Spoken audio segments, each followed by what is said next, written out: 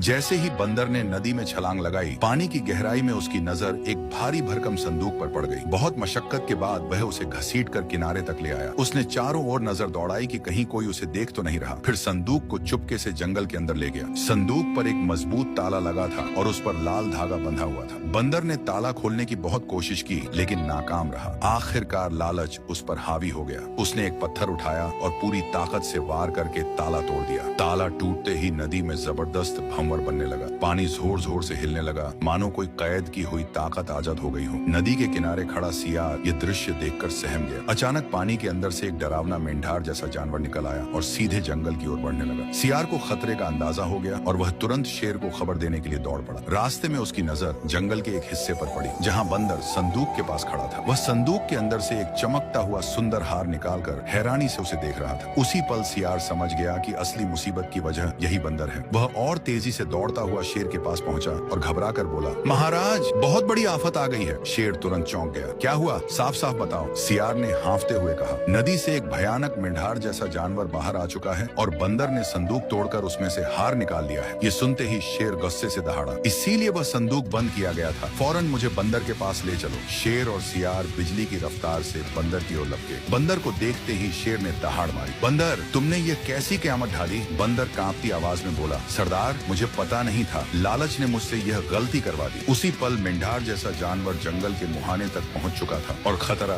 तेजी से करीब आ रहा था। अगले पार्ट के लिए लाइक और हमें फॉलो करें।